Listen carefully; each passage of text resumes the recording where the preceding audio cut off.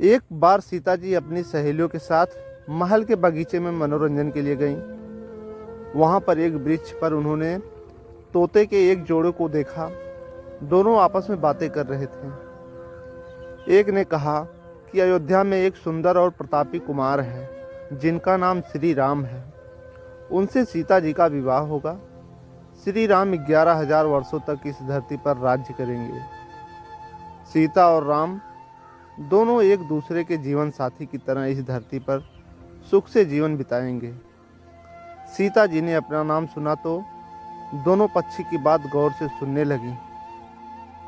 सीता जी को अपने जीवन के बारे में और बातें सुनने की इच्छा हुई तो उन्होंने अपने सहेलियों से कहकर उन्होंने दोनों पक्षियों को पकड़वा लिए। सीता ने उन्हें प्यार से सहलाया और कहा, भय मत करो, तुम बड़ी अच्छी बातें करते हो। यह बताओ कि यह ज्ञान तुम्हें कहाँ से मिला है। मुझसे डरने की कोई ज़रूरत नहीं है। दोनों पक्षियों का डर समाप्त हुआ। वे समझ गए कि यह स्वयं सीता हैं। दोनों ने बताया कि वाल्मीकि नाम के एक महर्षि हैं। वे उनके आश्रम में ही रहते हैं। वाल्मीकि रोज श्री राम और माता सीता के बारे में चर्चा करते हैं। उन्होंने यह सब बात वहीं से सुनी है जो उन्हें अब यह सब बात कंठस्थ याद हो गया है। सीता जी ने और पूछा तो तोते ने कहा, दशरथ पुत्र श्री राम शिव का धनुष भंग करेंगे और माता सीता उन्हें पति के रूप में स्वीकार करेंगी। तीनों लोकों में यह एक अद्भुत जोड़ी होगी।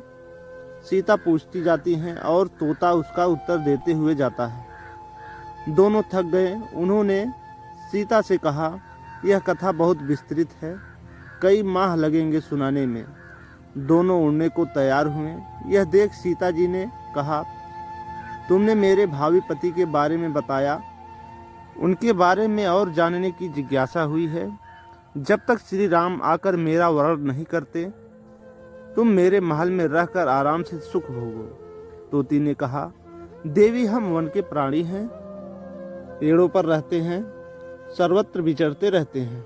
मैं गर्भवती हूँ, मुझे घोंसले में जाकर अपने बच्चों को जन्म देना है। सीता जी नहीं मानी। तोते ने कहा, आप जिद ना करें, जब मेरी पत्नी बच्चों को जन्म दे देगी तो मैं स्वयं आकर शेष कथा सुनाऊंगा।